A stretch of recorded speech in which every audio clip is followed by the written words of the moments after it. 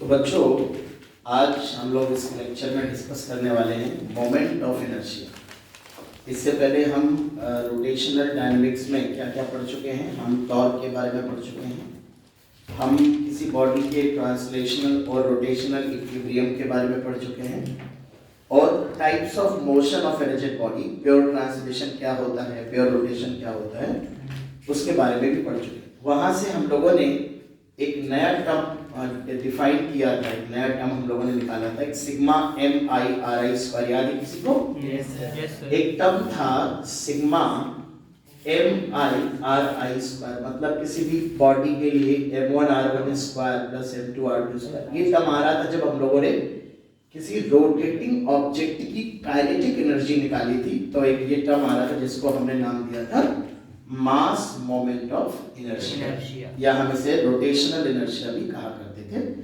और मास moment of inertia ना कहते हुए हम इसको केवल मोमेंट ऑफ इनर्शिया ही बुला रहे हैं, ठीक है? क्योंकि हमारे सिलेबस में सिर्फ मास का ही मोमेंट ऑफ इनर्शिया निकालना है, एरिया का या वॉल्यूम का या लेंथ का नहीं निकालना है। तो आज बच्चों हम इसी की कैलकुलेशन पे जाएंगे। तो आज का जो टॉपिक है वो मैथमेटिकल ज़्यादा है, फिजिक्स कम है, मैथ्स ज़्यादा है। मतलब कैसे कैलकुलेशंस करने हैं, कुछ थ्योरम्स पढ़ेंगे, कैसे सॉल्व करना है, इंटीग्रेशन हो सकता है यूज़ करना पड़े। तो कैलकुलेशन अधिक है, मैथमेटिक्स ज़्यादा है, फिजिक्स कम है, इसलिए थोड़ी स्पीड में पढ़ेंगे, स्पीड मेंटेन रखेंगे और थोड़ा सा फटाफट साथ साथ करेंगे। तो सबसे पहले बिल्कुल बेसिक से शुरू करते हैं। इंट्रोडक्शन तो हमारा हो ही चुका है। तो सबसे पहले बच्चों हम शुरू करते हैं moment of inertia of A particle. किसी पार्टिकल का moment of inertia about an axis, किसी एक्सिस के अबाउट किसी पार्टिकल का मोमेंट ऑफ इनर्शिया अगर हमें लिखना हो तो हम कैसे लिखेंगे? मान लेते हैं ये बेटा एक्सिस है हमारे पास और एक m मास का पार्टिकल है। अगर वो r रेडियस के सर्कल में रिवॉल्व कर रहा है तो इस एक्सिस के अबाउट एक पार्टिकल का मोमेंट ऑफ इनर्शिया होगा m इंटू आर। कोई डाउट नहीं है इसमें कि ये मोमेंट ऑफ इनर्शिया का जो यूनिट होगा वो kg इंटू मीटर स्क्वायर होगा, SI यूनिट। और अगर डायमेंशन लिखनी हो मोमेंट ऑफ इनर्शिया की तो मास का डायमेंशन m और L2 ये आपका डायमेंशनल फॉर्मूला हो जाएगा। ये छोटी छोटी बातें जो आप ऑलरेडी जानते हो, ठीक है? तो आप देख सकते हो यहीं से निकाला बेटा। यहाँ पर कई पार्टिकल थे, ये फर्स्ट पार्टिकल के लिए टर्म था, ये सेकंड के लिए था, वहीं से बिल्कुल चीजें हमने निकाली हैं। तो अगर एक ही पार्टिकल हो और वो r रेडियस के एक्सिस पे, एक्सिस से r रेडियस पे रिवॉल्व हो रहा हो तो उसका moment of inertia mr square होगा। अगर हमारे पास मैनी पार्टिकल सिस्टम है, मैनी पार्टिकल सिस्टम है, रिजिड सिस्टम जिसमें कई सारे पार्टिकल हैं, मान लेते हैं एक पार्टिकल ये है, सब कनेक्टेड हैं, एक m1 मास है पार्टिकल का, एक m2 है, एक m3 है, ये एक कनेक्टेड सिस्टम है और ये इस एक्सिस के अबाउट रोटेट कर रहा है, ठीक है ना? किसी एंगुलर वेलोसिटी से रोटेट कर रहा है या रोटेट कर रहा है। तो इस पार्टिकल की परपेंडिकुलर डिस्टेंस अगर r1 है, इसको थोड़ा सा नीचे कर देता हूँ, इसकी परपेंडिकुलर डिस्टेंस r2 है, इसकी परपेंडिकुलर डिस्टेंस r3 है। तो इस सिस्टम का जो मोमेंट ऑफ इनर्शिया होगा बेटा वो फर्स्ट पार्टिकल का moment of inertia plus second particle का प्लस थर्ड पार्टिकल का एंड सो ऑन, ठीक है? हम सभी पार्टिकल का मोमेंट ऑफ इनर्शिया इस एक्सिस के अबाउट ऐड कर देंगे। हालांकि मोमेंट ऑफ इनर्शिया ना स्केलर क्वांटिटी होता है ना ही वेक्टर है, आगे आपको पढ़ने को मिलेगा अगर आप ग्रेजुएशन में फिजिक्स पढ़ते हैं। तो मोमेंट ऑफ इनर्शिया एक टेंसर क्वांटिटी है, क्या है बेटा? टेंसर क्वांटिटी है ना। बट अगर कोई बॉडी किसी एक्सिस के अबाउट रोटेट करती है तो आप उसे स्केलर की तरह ऐड कर सकते हो, क्योंकि टेंसर भी कई तरह के होते हैं, 1 डिग्री 2 डिग्री 3 डिग्री। तो बट अभी आप फिलहाल ये जानने की कोशिश ना करिए, जस्ट आप नाम याद रखिए कि किस तरह की फिजिकल क्वांटिटी है।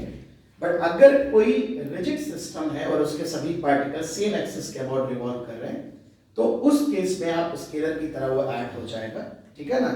तो स्केलर की तरह आप उसे ऐड कर सकते हैं, फर्स्ट पार्टिकल का प्लस सेकंड पार्टिकल का प्लस थर्ड पार्टिकल का एंड सो ऑन, ठीक है? तो इस पे अगर मैं कुछ एग्जांपल करें, कुछ सवाल करें हम लोग mr स्क्वायर वाले फॉर्मूले पे, तो देखिए जरा एक सवाल करते हैं। जैसे मान लीजिए एक सवाल अगर हमसे पूछा जाए, एक सवाल करते हैं बच्चों एक पार्टिकल है जिसका m1 मास है और दूसरा पार्टिकल है जिसका m2 मास है, दोनों के बीच की डिस्टेंस r है। उनके सेंटर ऑफ मास से पास होने वाली एक्सिस जो उनको मिलाने वाली ज्वाइन करने वाली लाइन के परपेंडिकुलर है। तो मोमेंट ऑफ इनर्शिया बता रहा है एक्सिस कहां है बच्चों, कौन सी एक्सिस है, पासिंग थ्रू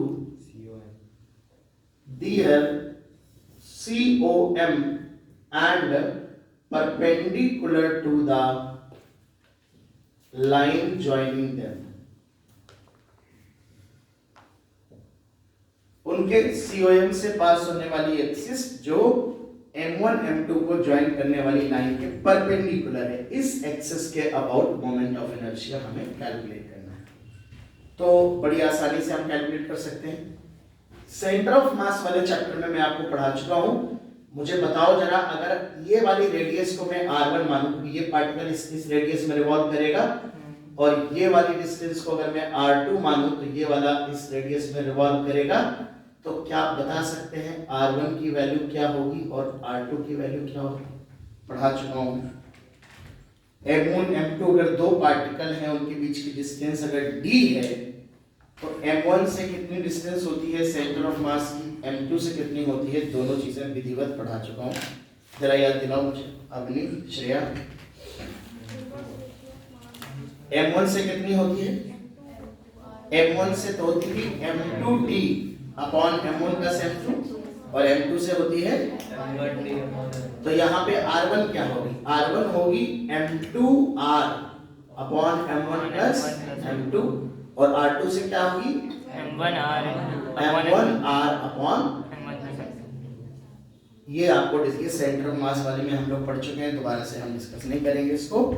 तो मोमेंट ऑफ इनर्शिया अगर इस सिस्टम का चाहिए सेंटर ऑफ मास के अबाउट, तो फर्स्ट वाले पार्टिकल का m1r1 स्क्वायर, सेकेंड वाले का m2r2 स्क्वायर, तो m1r1 स्क्वायर हो जाएगा m2 square r square upon m1 plus m2 का whole square plus m2 m1 square r square upon m1 plus m2 का होल स्क्वायर। तो ये बच्चों ICOM होगा। इसमें से देखिए क्या कॉमन आ रहा है, m1 m2 कॉमन आ रहा है, r स्क्वायर कॉमन आ रहा है, m1 प्लस m2 का होल स्क्वायर कॉमन आ रहा है, इसमें बच रहा है m2 और इसमें बच रहा है एक ये स्क्वायर जो है ये पूरे इससे कट जाएगा बेटा। अब ये क्या बच रहा है, m1 m2 upon m1 plus m2, ये जाने पहचाना टर्म है बेटा। ये बेटा रिड्यूस्ड मास हमें से कहा करते थे, इसका मतलब है ये म्यू r स्क्वायर है, जहां पर म्यू की वैल्यू हमने पढ़ी थी m1 m2 divided by m1 plus, बताएं है ना। तो यहां से हम ये टू पार्टिकल सिस्टम का उसके सेंटर ऑफ मास से गुजरने वाली एक्सिस के अबाउट मोमेंट ऑफ इनर्शिया देख रहे हैं, जिसकी value m1 m2 upon m1 plus m2 which is mu into r square के बराबर आएगा। ठीक है ना, तो इसको फटाफट लिख लीजिए, फिर हम लोग कहानी को आगे बढ़ाते हैं। तो नेक्स्ट क्वेश्चन आप लोग ट्राई करिए जरा। हमारे पास चार पार्टिकल हैं, उन्हें एक स्क्वायर के चार कॉर्नर पे कनेक्ट कर दिया गया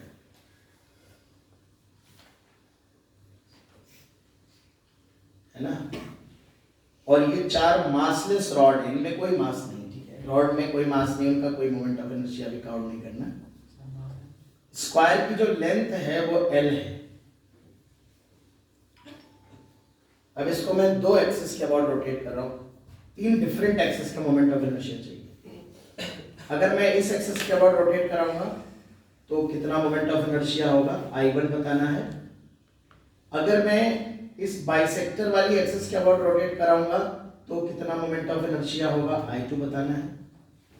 अगर मैं इस एक्सिस के अबाउट रोटेट करा रहा हूं तो कितना मोमेंट ऑफ इनर्शिया होगा, I3 बताना है। तीन moment of inertia different axis के अबाउट कैलकुलेट करनी है। फॉर एग्जांपल पहला मैं करके दिखाता हूं।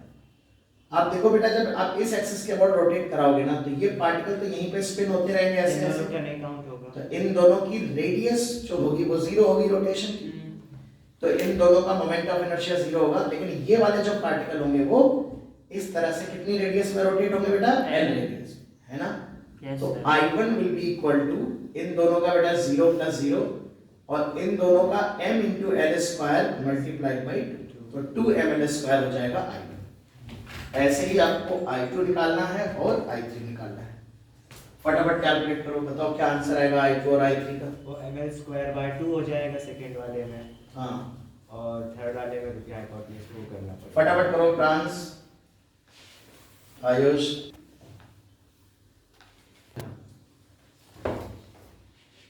अभी तक नहीं वो गया देखो। ओके। तो ये हमारे पास x एक्सिस है, ये y एक्सिस है, ये z एक्सिस है। एक पार्टिकल हमें m मास का दिया है जिसके कोऑर्डिनेट्स a, b, c हैं। अगर हम इस पार्टिकल को x एक्सिस के अबाउट रोटेट करें, जहां पे रखा है वहां से, तो आपको बताना है what will be the moment of inertia about x axis, similarly what will be the moment of inertia about y axis and z axis. y axis के अबाउट अगर रिवॉल्व कराएंगे तो क्या होगा, एंड सिमिलरली z एक्सिस जो कि इस तरह से है, तो किस एक्सिस के अबाउट अगर रिवॉल्व करेंगे, श्रेयांश जी कह रहे हैं ma² mb² mc², दोनों पॉइंट के बीच की distance x2 - x1 a - a का होल स्क्वायर, फिर क्या है b - 0 का होल स्क्वायर, c - 0 का होल स्क्वायर, √b² + c², इस तरह से आएगा। सिमिलरली y एक्सिस से जो परपेंडिकुलर डिस्टेंस आएगी वो √a² का c², और z एक्सिस से परपेंडिकुलर डिस्टेंस आएगी √a² प्लस mb² + mc², फिर ऐसे मतलब होगा। तो अब जब हम x एक्सिस के अबाउट मोमेंट ऑफ इनर्शिया निकालेंगे तो x एक्सिस से जो परपेंडिकुलर डिस्टेंस होगी वो होगा बेटा mrx², तो ये b² + c² का whole square, so it will come out to be b² + c² times m।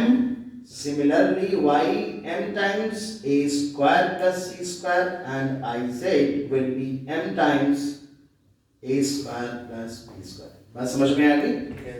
ये गलती मत करिएगा बच्चों, नहीं तो मामला गड़बड़ा जाएगा। ठीक है, लिख लो। ये 3 पार्टिकल सिस्टम की बात कर रहे हैं, लेकिन अगर हमें किसी बॉडी का मोमेंट ऑफ इनर्शिया लिखना, बॉडी क्या है, इनफाइनाइट पार्टिकल सिस्टम है, राइट। तो देखो कैसे करेंगे, moment of inertia of a body. तो बॉडी का मोमेंट ऑफ इनर्शिया निकालने के लिए हम यही करेंगे, कोई बॉडी है सपोज हमारे पास और इस एक्सिस के अबाउट रोटेट हो रही है, तो हम बॉडी को बहुत छोटे छोटे एलिमेंट्स में ब्रेक कर देंगे, छोटे छोटे टुकड़े कर देंगे बॉडी के। और अगर हम बॉडी के किसी टुकड़े का कोई एलिमेंट, हो सकता है वो एलिमेंट एक पार्टिकल जैसा हो या खुद एलिमेंट भी एक बॉडी हो जिसका मोमेंट ऑफ इनर्शिया हम जानते हैं, तो कुल मिला के एक बॉडी पे हम एक छोटा सा कोई एलिमेंट मान लेंगे, है ना। ये एलिमेंट है जिसका मास सपोज dm है, और ये एलिमेंट जब इस एक्सिस के अबाउट, बॉडी का ये एलिमेंट जब इस एक्सिस के अबाउट रोटेट कर रहा होगा, तो हम उस एलिमेंट का जो मोमेंट ऑफ इनर्शिया आएगा, moment of inertia of the element, वो हम मान लेंगे कि वो di है। तो जो I होगा उसे हम इंटीग्रेशन di के बराबर कैलकुलेट करेंगे। ठीक है, integration of di will be the moment of inertia of that body. इस बॉडी का मोमेंट ऑफ इनर्शिया इस एक्सिस के अबाउट जो होगा वो होगा इंटीग्रेशन ऑफ di। मतलब हम इस छोटे से एलिमेंट का, जो भी एलिमेंट होगा वो एक पार्टिकल जैसा हो सकता है या खुद भी एक बॉडी हो सकती है अपने आप में, उसका मोमेंट ऑफ इनर्शिया निकाल करके इंटीग्रेट करें। ठीक है ना। तो इसमें से हम कुछ इंटीग्रेशन करेंगे, कुछ मेथड सीखेंगे जिनमें हमें यूनिफॉर्म के साथ साथ नॉन यूनिफॉर्म का क्वेश्चन भी बनता है। ठीक है, और कुछ इंटीग्रेशन हम सभी की प्रूविंग नहीं करेंगे, बट कुछ प्रूविंग करेंगे जो हमारे काम की, जैसे हम रॉड की प्रूविंग कर लेंगे, डिस्क की प्रूविंग करेंगे, स्फीयर की प्रूविंग कर लेंगे। ठीक है, क्योंकि इनमें नॉन यूनिफॉर्म के केस बनते हैं। ठीक है, तो सबसे पहला एग्जांपल हम डिस्कस करते हैं, बिल्कुल सरल से शुरू करते हैं। Moment of inertia of a ring about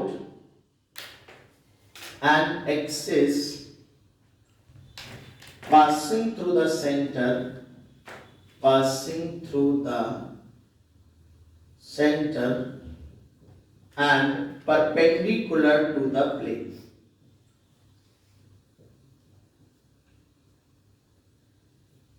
plain के परपेंडिकुलर, प्लेन ऑफ रिंग है ना, प्लेन के परपेंडिकुलर जो सेंट्रल एक्सिस है उसके अबाउट, जैसे ये मान लो रिंग रखी है बेटा और ये वाली एक्सिस है, इसके अबाउट मोमेंट ऑफ इनर्शिया हमें बताना है। मास m है रिंग का, रेडियस r है, इस एक्सिस के अबाउट मोमेंट ऑफ इनर्शिया हमें पता है। सबसे पहले तो आप देखो रिंग रखी कैसे, बता सकते हो कैसे रखी? हॉरिजॉन्टली रखी है, रिंग ऐसे रखी है जैसे मेरा हाथ इस तरह से हॉरिजॉन्टल प्लेन में, और एक्सिस सेंटर से ये वाली एक्सिस है वर्टिकल एक्सिस। इसी एक्सिस को हम ऐसे भी कह सकते हैं कि रिंग अगर हम बोर्ड के प्लेन में रख दे लाइक दिस, तो एक्सिस कौन सी हो जाएगी? ये वाली एक्सिस, जैसे पेन आप देख रहे हो ये एक्सिस, मतलब जो रिंग के सेंटर से गुजरने वाली जो प्लेन के परपेंडिकुलर। तो यही एक्सिस अगर रिंग वर्टिकल प्लेन में होती तो एक्सिस ऐसी होती और ये ऐसे घूम रही होती। क्या मेरी बात समझ रहे हैं? Yes. अभी रिंग ऐसी है, इस तरह से रोटेट हो रही है, तो एक्सिस है इस तरह से। दोनों एक ही बात है। यहाँ पर हम एक्सिस को इस तरह से बना देंगे कि ऐसे रोटेट, इस तरह से बनाने का मतलब ये axis perpendicular to the plane. अब अगर हम देखें कि इसका मोमेंट ऑफ इनर्शिया कितना आएगा, बहुत आसानी से समझा जा सकता है। आप देखो इस रिंग पे अगर कहीं पर भी कोई एलिमेंट मान लो, छोटा सा टुकड़ा मान लो डीएम मास का, तो कितनी रेडियस में वो रोटेट होगा? r। यहाँ पर कोई डीएम मास का टुकड़ा ले लो तो वो कितनी रेडियस में रोटेट होगा? r। यहाँ पर कोई डीएम मास का टुकड़ा ले लो तो वो भी r रेडियस में रोटेट होगा। ये वाला डीएम मास भी r रेडियस में रोटेट होगा कि नहीं? Yes sir. जितने भी एलिमेंट्री मासेस होंगे, मैं अगर छोटे छोटे टुकड़ों में रिंग को ब्रेक कर दूं तो DM DM DM DM DM सारे टुकड़े छोटे छोटे हो जाएंगे। हर एक टुकड़ा r रेडियस में रोटेट होगा। तो अगर मैं उस डीएम मास का मोमेंट ऑफ इनर्शिया लिखूं di, तो क्या एक पार्टिकल की तरह मैं dm into r स्क्वायर लिख सकता हूं? Yes sir. भाई पार्टिकल का मास हो गया dm और रेडियस है r स्क्वायर, और मैं फिर इसे इंटीग्रेट करूंगा या जोड़ दूंगा तो dm का इंटीग्रेशन हो जाएगा, r स्क्वायर कांस्टेंट है बिकॉज़ वो चेंज नहीं हो रही, रिंग की रेडियस है बेटा, तो बाहर आ जाएगी। और इंटीग्रेशन ऑफ dm मतलब ऐड कर लिया है सारे dm को, तो मास हो जाएगा तो m into r स्क्वायर। तो वो ऐसे भी समझा जा सकता था कि रिंग का moment of inertia mr square ही होगा, क्योंकि रिंग के सभी पार्टिकल इक्वल रेडियस में रिवॉल्व हो रहे हैं। बताओ भाई, आप ऐसे भी समझ सकते थे कि अगर इसमें इनफाइनाइट पार्टिकल है तो सभी पार्टिकल की रेडियस जो होगी वो क्या होगी? r। तो जब इसको जोड़ोगे r स्क्वायर कॉमन आएगा, उस सारे पार्टिकल का मास जुड़ जाएगा और m1 plus m2 plus m3 क्या बन जाएगा? m into r square. अरे बन जाएगा नहीं? या फिर आप एलिमेंट की तरह से सोच सकते हैं, एक एक पार्टिकल करके ये टर्म कितने टर्म जाएंगे? इनफाइनाइट तक चले जाएंगे, और सारे पार्टिकल का जो मास का सम अप होगा वो कैपिटल M होगा। किसी भी एक तरीके से आप इसमें विचार कर सकते हैं, ठीक है। लेकिन यहाँ पर ये ध्यान रखना है कि सारा का सारा मास इक्वल रेडियस में रिवॉल्व कर रहा है। अच्छा, अब इसमें क्या होता है, एक थोड़ा सा बढ़िया सवाल बनता है, उसमें कंफ्यूज कर देता है। आपसे कहेगा कि सेमी सर्कुलर रिंग है, आधी रिंग है, हाफ रिंग है, हाफ रिंग है बच्चों, हाफ रिंग। तो जब ये हाफ रिंग है बच्चों, यहां से लेके यहां तक ये हाफ रिंग है, और इस एक्सिस के अबाउट रोटेट करें। इस एक्सिस का मतलब समझो, इसका मास m है और ये हाफ रिंग है इस एक्सिस के अबाउट, मतलब सेमी सर्कुलर रिंग के सेंटर से परपेंडिकुलर एक्सिस, वही एक्सिस। तो कई बार बच्चों को लगता है कि रिंग आधी कर दी है, मोमेंट ऑफ इनर्शिया हाफ हो जाना चाहिए, कोई गलत बात नहीं, बस सही सोचना है। लेकिन तुम देखो कि इसका मास कितना दिया है? m। तो यहाँ पर भी अगर इसको आधा करते तो मास होता m/2, तब तो कोई डाउट नहीं कि m/2 r स्क्वायर होता है, पर इसका मास m है तो इसमें भी सारा का सारा मास r रेडियस में रोटेट होगा, तो m r स्क्वायर होगा। अगर 1/4 पार्ट भी लिया जाए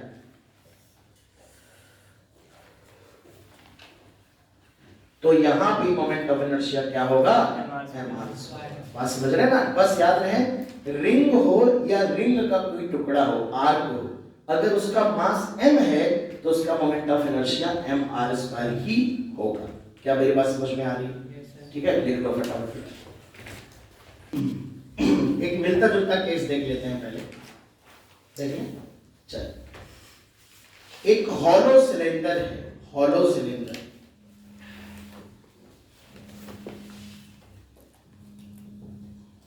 हॉलो सिलेंडर का मोमेंट ऑफ इनर्शिया हमें डिस्कस करना है। तो हॉलो सिलेंडर का मोमेंट ऑफ इनर्शिया लिखना है। ये हमारे पास एक हॉलो सिलेंडर है और इस एक्सिस के अबाउट, जो सिलेंडर की एक्सिस है, इस एक्सिस के अबाउट मोमेंट ऑफ इनर्शिया हमें कैलकुलेट करना है। सबसे पहले तो मैं आपको बता दूं कि इसका मोमेंट ऑफ इनर्शिया भी वही होता है जो रिंग का है। अभी हम लोग जज कर लेंगे इसको ऐसे होता है। तो इसे ये देखो कि अगर ये हॉलो पाइप है, इसको ऐसे रख के अगर ऐसे कट करें लेंथ के परपेंडिकुलर, क्यों बेटा देवांशी ध्यान दो बेटा, वही पे इतना स्लोली क्यों चल रही। इस सिलेंडर को अगर मैं ऐसे कट करूं, हॉलो सिलेंडर को ऐसे, तो क्या बनेगी? बहुत सारी रिंग्स बनेगी ना। Yes sir. वरुण प्रजापति नहीं समझ पा। अगर मैं रिंग के ऊपर रिंग रखता चला जाऊं, रिंग के ऊपर रिंग रखता चला जाऊं, तो एक हॉलो सिलेंडर बन जाएगा। Yes sir.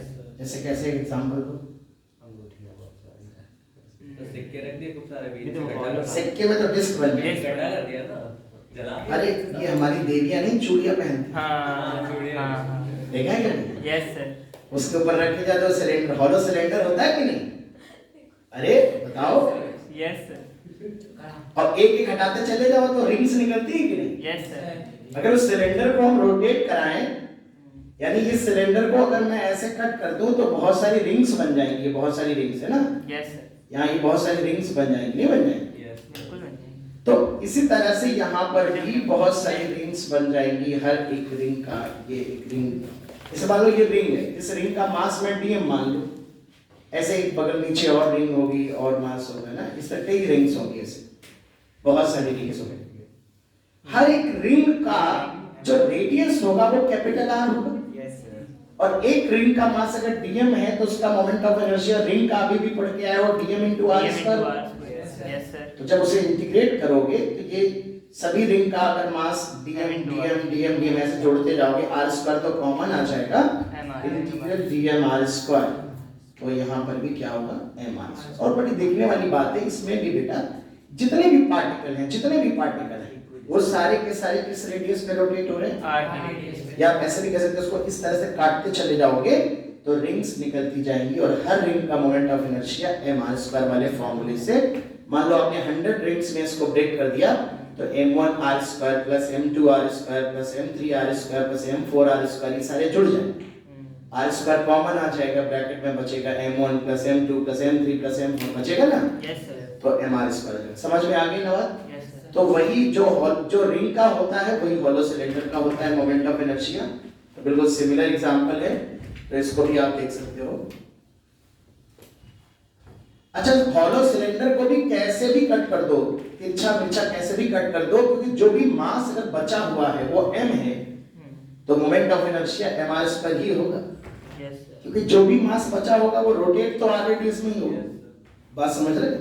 तो भले ही मैं ऐसे कट कर दूं, इस तरह से ना, ऐसे कट करके ऐसे कट कर दूं, फिर भी रिमेनिंग पोर्शन का whatever will be the mass of remaining portion, मान लेते हैं वो m डैश है, तो m dash r square will be the moment of inertia, है ना? ऐसे स्लाइडिंग करती है। हाँ, ऐसे तो बोल रहा हूँ। अच्छा देखा। अगर मैं ऐसे भी कट कर दे रहा हूँ ना, ऐसे भी कट कर दे रहा हूँ, तो भी अगर इसका मोमेंट, इसका मास m डैश है, तो इसका, क्योंकि जो भी मासेस रोटेट होंगे ना बेटा, रोटेट तो r रेडियस में ही होंगे, तो इस एक्सिस के अबाउट मोमेंट ऑफ इनर्शिया क्या होगा? m dash r square.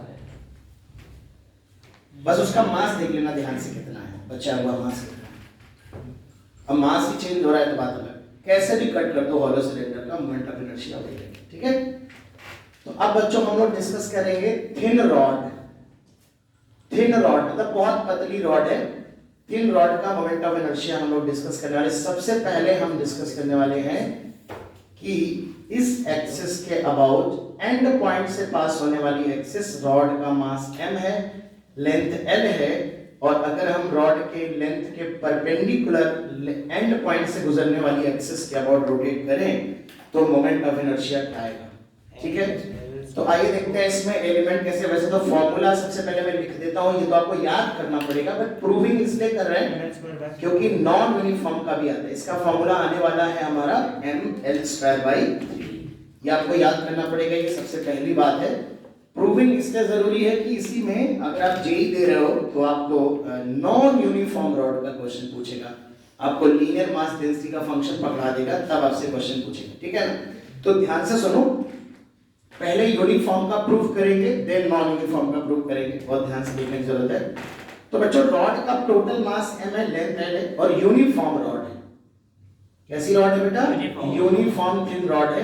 तो इसकी जरा लीनियर मास डेंसिटी कैसे निकालेंगे बताओ। लीनियर मास डेंसिटी कैसे निकालते थे बेटा? लैम्डा से रिप्रेजेंट करते थे, क्या वो m/l होता है? और यूनिफॉर्म है तो लैम्डा कैसा होगा बेटा? कांस्टेंट होगा, बताओ। Yes sir. तो हम क्या करते हैं यहाँ पर, अगर x डिस्टेंस पे एक dx लेंथ का एलिमेंट ले लें, यस सर। x डिस्टेंस पे किसका एलिमेंट ले लें? dx तो इसका मास अगर dm होगा तो dm कैसे निकालते थे बेटा? ये है यूनिट लेंथ का मास इनटू dx।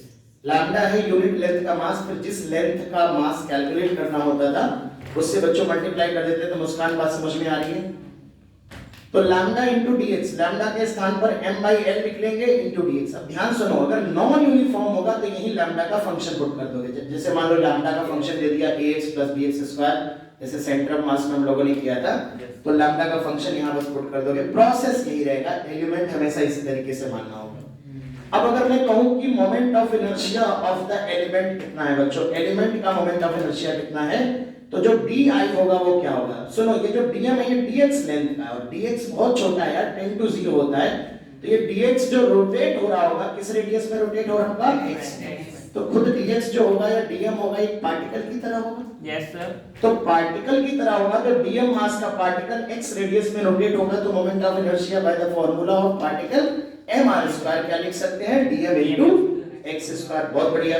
तो dm की वैल्यू पुट कर देते हैं बेटा, m/l into dx into x², और इसको हम इंटीग्रेट कर लेंगे, di का इंटीग्रेशन m/l बाहर आ जाएगा, x² dx 0 से लेके l तक। यहां से x = 0 होगा, यहां x = l होगा बेटा, ठीक है। स्मॉल l ले रखा है, चलो मैंने कैपिटल L लिख दिया है, तो मैं यहां भी कैपिटल L लिख देता हूं, बार-बार कैपिटल L यूज किया है मैंने, यहाँ पे भी कैपिटल L लिख देता हूँ। तो यहाँ पर ये देखो इसका इंटीग्रेशन आ जाएगा, m/l s² का इंटीग्रेशन है x³ डिवाइडेड बाय 3, 0 से capital L, and after calculation it will be ml²/3।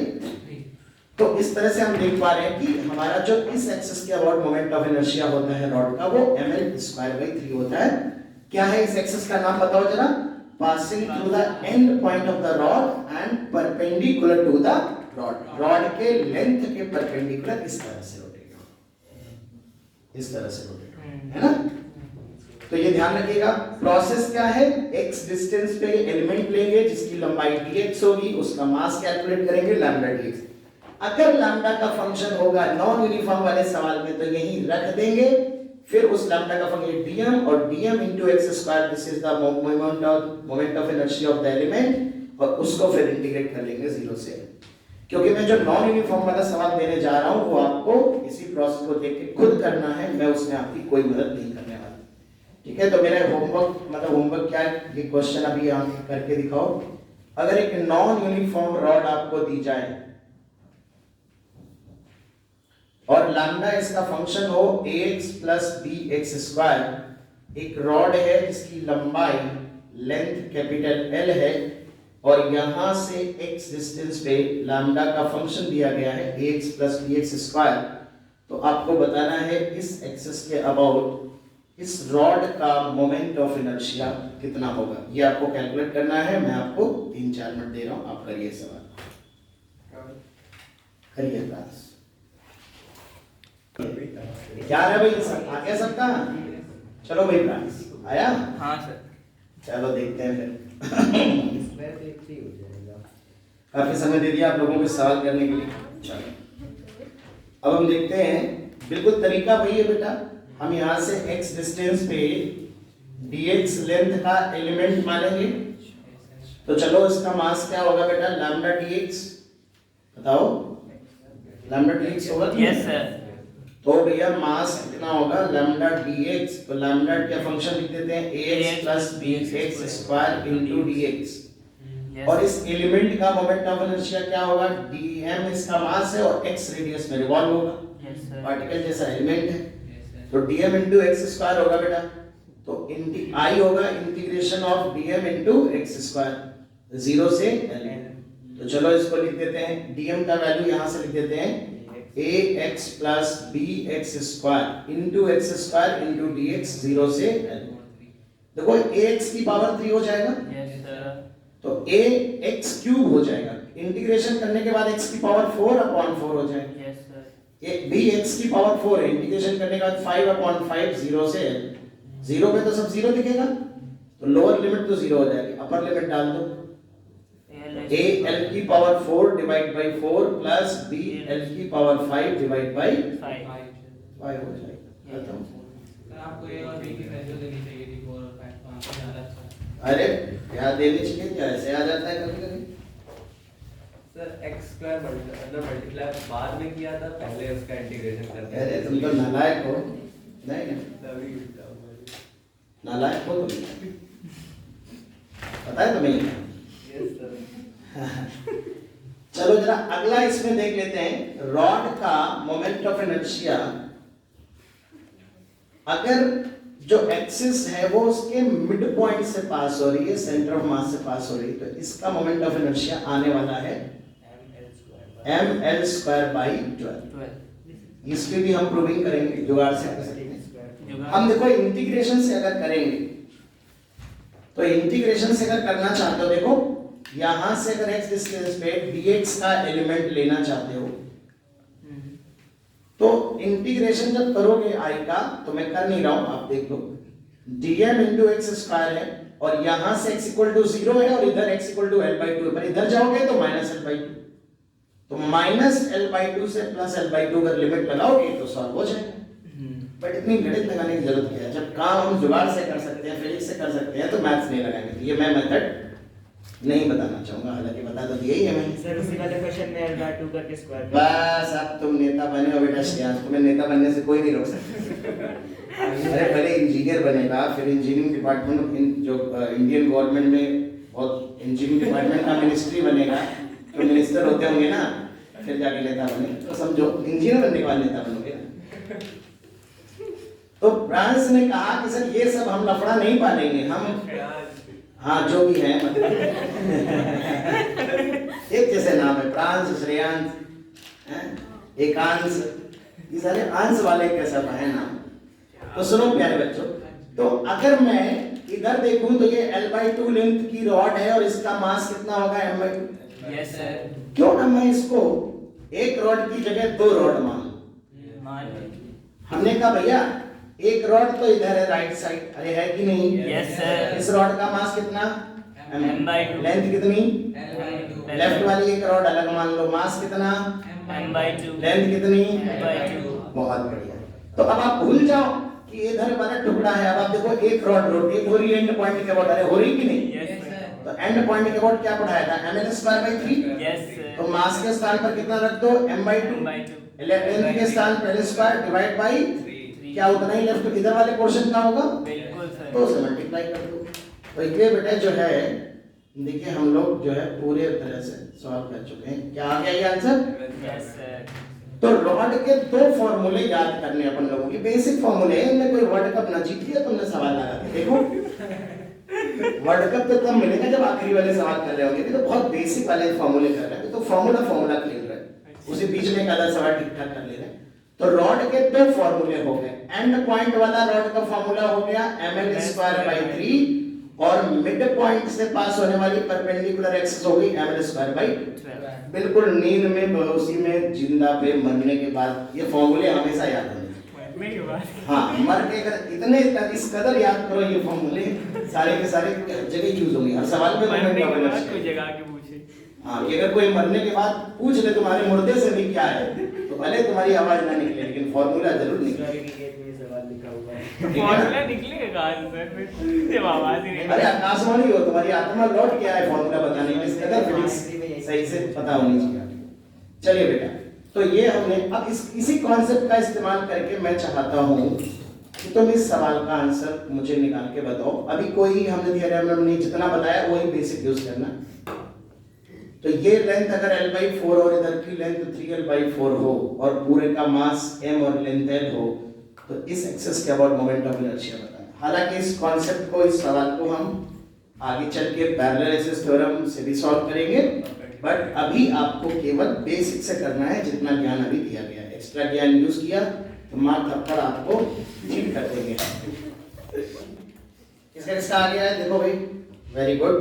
तो इधर वाली रॉड का मास कितना होगा बेटा, m1 अगर देखें तो कितना होगा m/4, और L1 अगर इस रॉड को एक अलग रॉड मान लें तो इसका लेंथ कितना हो जाएगा बेटा L/4, और इधर वाली रॉड को अगर अलग मान लें तो इसका मास कितना है बेटा 3m यूनिफॉर्म है ना, तो जिस रेशियो में लेंथ डिवाइड करेंगे उसी रेशियो में मास डिवाइड हो जाएगा 3m/4, और लेंथ कितना है बेटा 3l/4। बस दोनों का मोमेंट ऑफ इनर्शिया जोड़ देंगे तो m1 L1 square by 3 plus m2 L2 square by 3। भाई दो अलग अलग रॉड हैं और ये वाली रॉड भी अपने एंड पॉइंट के अबाउट रोटेट कर रही है और ये वाली रॉड भी अपने एंड पॉइंट के अबाउट रोटेट कर रही है।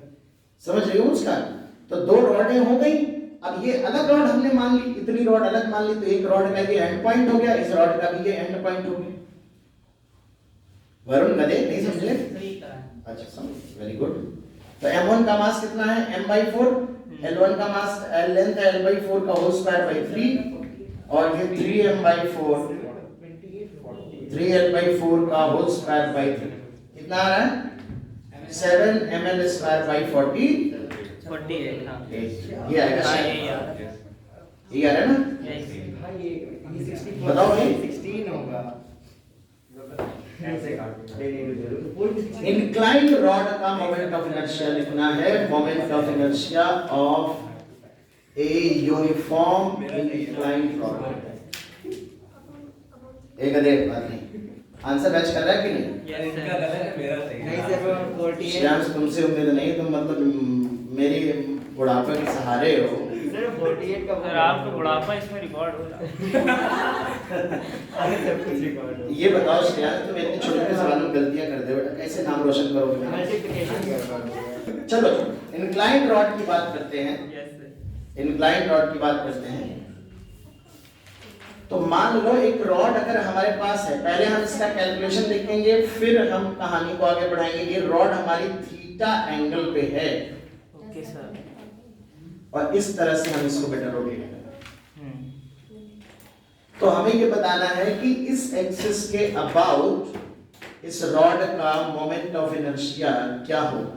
ठीक है, तो सबसे पहले हम इसका बेसिक तरीका बता देते हैं जिस तरह से हम प्रूफ कर रहे थे, और इंटीग्रेशन ऑफ कोर्स बेसिक तरीका हमारा इंटीग्रेशन है, और फिर हम इसका जुगाड़ू तरीका बताएंगे किस तरह से जुगाड़ना है। ठीक है, तो सबसे पहले तो हम देखो यहाँ पर, यहाँ से बेटा अगर x डिस्टेंस पे एक हम एलिमेंट ले लें, छोटा सा एलिमेंट ले लें, dx लंबाई का एलिमेंट ले लें, dx लंबाई का ये एलिमेंट ले लें, तो जो उसका मास होगा dm वो m/l इंटू dx के बराबर होगा कि नहीं? बिल्कुल वैसे बेसिक, क्योंकि यूनिफॉर्म रॉड है, m/l हो गया मास पर यूनिट लेंथ और dx उसकी लेंथ होगी, है ना? ये एलिमेंट इस तरह के रेडियस में रोटेट होगा। ये रेडियस अगर r है, आप देखो ये रेडियस, ये डिस्टेंस x है, ये बेटा थीटा है, और यहाँ पर ये वाली रेडियस r है, तो साइन थीटा जो होगा वो क्या होगा r/x होगा, या r इक्वल टू क्या होगा x साइन थीटा। बहुत बढ़िया, बहुत बढ़िया। तो यहाँ पर इस छोटे से एलिमेंट का जो मोमेंट ऑफ इनर्शिया होगा, एलिमेंट का मास dm और उसकी रेडियस r स्क्वायर, तो dm है m/l into dx, और r स्क्वायर हो जाएगा x square sin square theta. बेटा इसको इंटीग्रेट कर देंगे, m sin square theta divide by l बाहर आ गया, x स्क्वायर dx 0 से l, ये x क्यूब बाय 3 इंटीग्रेशन आएगा, लिमिट रखने के बाद l क्यूब बाय 3 हो जाएगा, एंड ये हो जाएगा ultimately m sin square theta by l, और ये l cube by 3 after putting the limit, तो ये फाइनली आ जाएगा m/3 l sin थीटा का होल स्क्वायर। यानी कि देखा जाए तो इसका मोमेंट ऑफ इनर्शिया बच्चों आ रहा है ml square sin square theta by 3। अब मैं एक छोटा सा इसका एनालिसिस दिखा देता हूँ कि कैसे आप इस चीज को डायरेक्टली कर सकते हैं। तो प्रोसेस सिमिलर है थोड़ा सा, तो मेरे साथ समझ आ गया होगा सबको। मैथमेटिकल कैलकुलेशन है, इसलिए मैं बहुत अधिक टाइम नहीं ले रहा हूँ। देखो अगर हमारे पास ये रॉड थी बेटा, ये रॉड थी हमारे पास, थोड़ी देर के लिए हम इस रॉड के दो प्रोजेक्शन ले लेते हैं, एक एक्सिस के परपेंडिकुलर और एक एक्सिस के पैरेलल, या आप कह सकते हो इसको थोड़ी देर के लिए इसको एक वेक्टर की तरह देखो, ये l वेक्टर है और इसका एक कंपोनेंट एक्सिस के अलोंग और एक कंपोनेंट एक्सिस के परपेंडिकुलर। ये वाला रॉड के परपेंडिकुलर प्रोजेक्शन है रॉड का, सॉरी एक्सिस के परपेंडिकुलर है, और ये वाला एक्सिस के अलोंग प्रोजेक्शन है। इसकी लेंथ जो होगी वो होगी L, ये एंगल अगर थीटा है तो ये क्या होगी L cos थीटा, इसकी लेंथ क्या होगी L sin थीटा। देखो याद करने का एक जुगाड़ू तरीका है कि इस एक्सिस, अगर इस रॉड को रोटेट कराएं हम ऐसे ऐसे, वहीं पे रोटेट होगी, थिकनेस तो है, मोटाई तो है नहीं कोई, तो क्या मोमेंट ऑफ इनर्शिया हो जाएगा 0। और इस वाले को अगर हम ऐसे रोटेट कराएं तो ये लेंथ के परपेंडिकुलर रोटेट हो रही है। Yes sir. और एंड पॉइंट क्या होगा, तो क्या हो जाएगा ml²/3, बस L के स्थान पर क्या पुट करना है L sin थीटा। ध्यान देंगे। इसका मतलब अगर इंक्लाइंड रॉड है और एक्सिस से थीटा एंगल बना रही है तो उसका परपेंडिकुलर प्रोजेक्शन ले लो, एक्सिस के परपेंडिकुलर जो प्रोजेक्शन प्रोजेक्टेड लेंथ आएगी उस लेंथ को रख दो, यानी L के स्थान पर क्या पुट कर दो, बस L sin थीटा। जैसे फॉर एग्जांपल हमने कहा कि अगर एक रॉड इस तरह से रोटेट हो तो इसका मोमेंट ऑफ इनर्शिया कितना होता है ml²/12। बट अगर इसी रॉड को हम इस तरह से रोटेट करें, ये एक्सिस है रॉड, इस तरह से रोटेट करें थीटा एंगल इस पे, तो इसका जो मोमेंट ऑफ इनर्शिया आएगा क्या आएगा बेटा, तो इसका मोमेंट ऑफ इनर्शिया आएगा L के स्थान पर बस क्या लिख लो ml²sin²θ/12।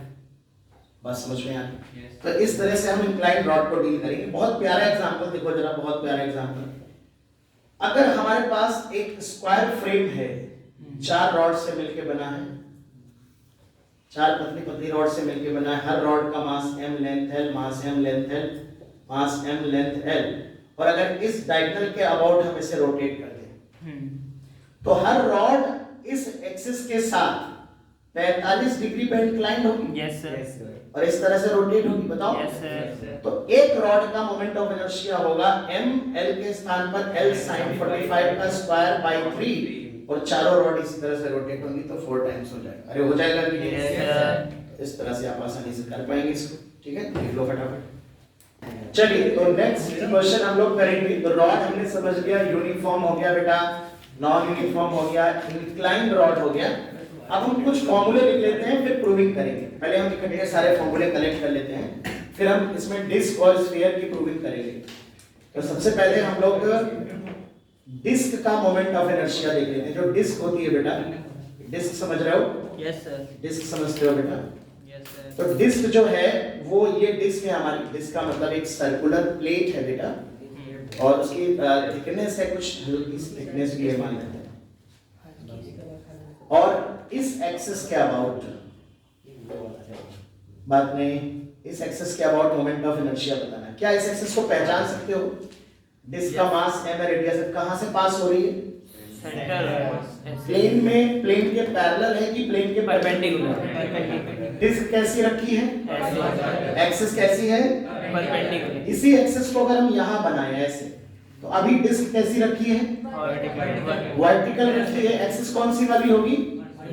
यहाँ से ये वाली एक्सिस ना, जो पेन आप देख रहे हो मेरा, ये देखो ना, ये क्या दोनों सेम एक्सिस है ना?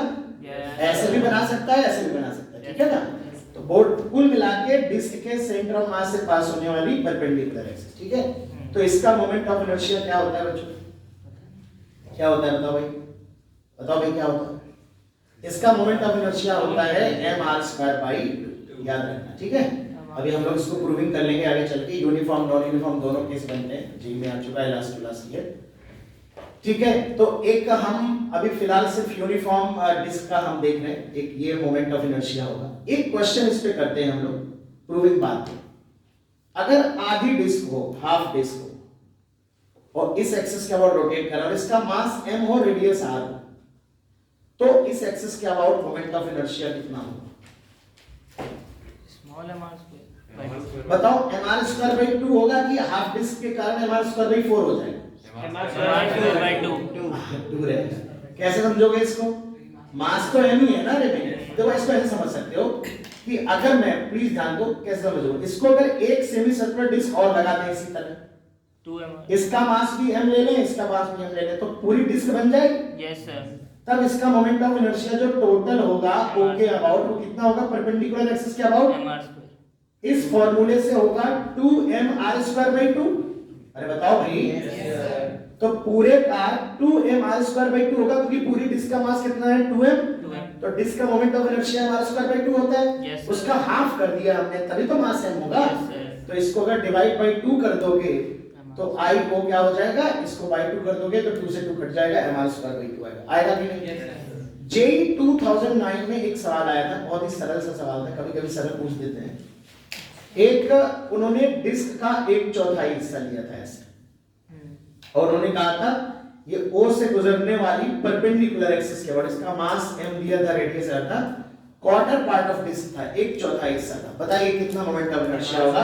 ऑप्शन थे mr² 2 by 4 by 8 by 6। हाँ जी, by 2 ही रहेगा, कितना भी वही बात है। मैं फिर 4 हिस्से ले लूंगा बेटा, बताओ बेटा। Yes sir. ऐसे मैं 4 हिस्से ले लूंगा, मैं कहूंगा एक हिस्सा ये, एक हिस्सा ये, एक हिस्सा ये, आइडेंटिकल होगा चारों का। Yes, sir. इसका अगर आई होगा, इसका आई होगा, इसका आई होगा, इसका आई होगा, इसका मास अगर m है, इसका मास m, इसका मास m, पूरे का मास कितना होगा 4m. 4m, पूरी डिस्क का मास, इस एक्सिस का वर्ड मोमेंट ऑफ इनर्शिया क्या होगा 4mr² 2। Yes, sir. तो ये किसके इक्वल होगा बेटा? 4i के इक्वल होगा, बताओ। तो i के बराबर क्या हो जाएगा mr² 2। मेरी बात समझ में आ रही है? Yes, sir. यानी अल्टीमेटली पूरी डिस्क को, हाफ डिस्क हो, क्वार्टर हो, या कोई भी सेक्टर हो डिस्क का, मेजर या माइनर, कोई भी सेक्टर हो डिस्क का, सेंटर से गुजरने वाली अगर परपेंडिकुलर एक्सिस ली गई है तो उसके अबाउट मोमेंट ऑफ इनर्शिया क्या होगा? वही होगा जो ओरिजिनल डिस्क है। कोई दिक्कत किसी को? एक चीज और समझो जरा, अगर मैं सॉलिड सिलेंडर की बात करूं, एक सॉलिड सिलेंडर में भी एक बेसिक एक्सिस होती है, ये वाली एक्सिस, ये सॉलिड सिलेंडर है, ठोस है बेटा, इस एक्सिस के अबाउट। तो सोचो सॉलिड सिलेंडर है, इसको कट करो, क्या बनेगी? डिस्क। Disc. अरे बनेगी कि नहीं? Yes, sir. Yes sir. काटते चले जाओगे, खचाक खचाक खचाक खचाक, जैसे एकदम सिलिंड्रिकल गाजर हो, उसको खच खच खच काटते चले जाते हो। सैलड काटते हो कभी? काटता है? मिलेगा आगे मौका मिलेगा।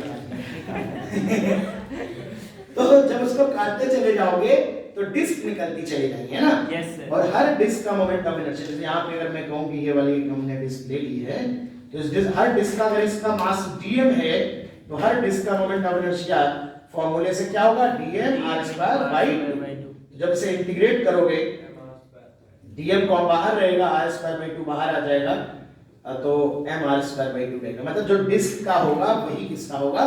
सॉलिड सिलेंडर का होगा। बच्चों बताओ बेटा, होगा Yes, नहीं? yes, अभी हम हालांकि डिस्क का फॉर्मूला प्रूव करेंगे, किया नहीं है, पर कुछ फॉर्मूले पहले आप अच्छे से याद कर लो। तो डिस्क की सेंटर से गुजरने वाली परपेंडिकुलर एक्सिस के about moment of inertia mr² by 2 होता है, और अगर कोई हाफ डिस्क होगा तो उसका भी mr² by 2 होगा, 1/4 हिस्सा है तो भी mr² by 2 होगा, पर शर्त ये है कि इसका मास m होना चाहिए। अब मान लीजिए पूरी डिस्क का मास m है, फिर आधा करोगे तो मास ही m by 2 हो जाएगा, तब तो mr² by 4 हो ही जाएगा, क्योंकि m के स्थान पर m by 2 हो रहा है ना बेटा। बताओ बताओ। Yes, sir. तो बेटा एक दो फॉर्मूले और देख लो। तो अगर ये हॉलो स्फीयर है, हॉलो स्फीयर अगर है और सेंटर से गुजरने वाली एक्सिस अगर है, तो मोमेंट ऑफ इनर्शिया क्या होता है इसके अबाउट? 2/3 mr² होता है। इसको भी हम याद रखेंगे। जो हॉलो स्फीयर का मोमेंट ऑफ इनर्शिया होता है 2/3 mr² होता है, और सॉलिड स्फीयर का भी फॉर्मूला याद कर लो। 4/3. सॉलिड स्फीयर को हालांकि हम लोग देखेंगे, इसमें भी नॉन यूनिफॉर्म वाला केस बनता है। इस एक्सिस के अबाउट जो मोमेंट ऑफ इनर्शिया होगा वो 2/5 mr²। कितना होगा? 2/5 mr². तो हॉलो स्फीयर का 2/3 mr² और सॉलिड का 2/5 mr²। कोई पूछ सकता है कि हॉलो का ज्यादा है, सॉलिड का कम है यार, सॉलिड से थोड़ा भारीपन आ रहा है, थोड़ा ज्यादा होना चाहिए, पर ऐसा नहीं है, मास तो बराबर है ना। और मास बराबर है, आप सोचिए ना, एक पार्टिकल का मोमेंट ऑफ इनर्शिया क्या होता है? mr²। Yes, sir. तो पार्टिकल जितने दूर दूर होंगे r उतनी ज्यादा हो, Yes, sir. Moment of inertia उतनी ज्यादा हो। यहाँ पे कुछ पार्टिकल नजदीक है, कुछ दूर है, यहाँ तो सारे पार्टिकल दूर दूर है, इसलिए मास उतना ही है, पर यहाँ पर दूर दूर डिस्ट्रीब्यूटेड है, तो मोमेंट ऑफ इनर्शिया ज्यादा है। सिमिलरिटी डिस्क में देखो, डिस्क में mr² by 2 है और रिंग में mr² है। चूंकि रिंग के सारे पार्टिकल r रेडियस में घूम रहे थे, डिस्क में थोड़े ही पार्टिकल r रेडियस में, बाकी कोई r by 2, कोई r by 3, कोई 0, कोई 2r by 3, समझ में आ रही ना? तो डिस्क का मास दूर दूर डिस्ट्रीब्यूटेड नहीं है as compare to the ring, इसलिए जितना मास का डिस्ट्रीब्यूशन एक्सिस से दूर होगा उतना मोमेंट ऑफ इनर्शिया अधिक होगा, अगर मास सेम है बॉडी का। अरे है कि नहीं? Yes, sir. तो कुछ फॉर्मूले और कोने में जगह बना के लिख लो। कहां लिखोगे? कोन लिख लो जरा। हॉलो कोन अगर है, मास m है, रेडियस r है, तो इसका मोमेंट ऑफ इनर्शिया वही होता है जो डिस्क का होता है। देखो कैसे याद करोगे, इस कोन को ऐसे पकड़ो, ऐसे चिपटा कर दो, चपटा कर दो। इसको जब ऐसे चिपटा दोगे क्या हो जाएगा, वो उसमें काय में कन्वर्ट हो जाएगा, डिस्क बन जाएगा ना, तो mr स्क्वायर बाय 2 आएगा कि नहीं? Yes sir. और सॉलिड कोन में कुछ ना कर पाओगे, इसका तो सीधे सीधे याद कर लो। अच्छा, इनकी प्रूविंग करने की हमें जरूरत नहीं है, हम लोग प्रूव कर सकते हैं पर आवश्यकता नहीं है मेरे हिसाब से। इसका इस एक्सेस के अबाउट होता है 3/10 mr स्क्वायर। तो तीन मेनली नॉन यूनिफॉर्म केस बनते हैं, तो तीन प्रूविंग करेंगे हम लोग। एक तो रॉड हमने कर लिया है, एक यूनिफॉर्म डिस्क और नॉन यूनिफॉर्म डिस्क। डिस्क में सिग्मा का फंक्शन देके क्वेश्चन पूछता है, और एक स्फीयर में डेंसिटी का फंक्शन देता है, तो नॉन यूनिफॉर्म का क्वेश्चन वहां पर भी बनता है। तो तीन हम लोग प्रूविंग करेंगे, बाकी प्रूविंग की जरूरत नहीं है। किसी को ज्ञान लेना है तो अलग से ले लो हमसे क्लास के बाहर।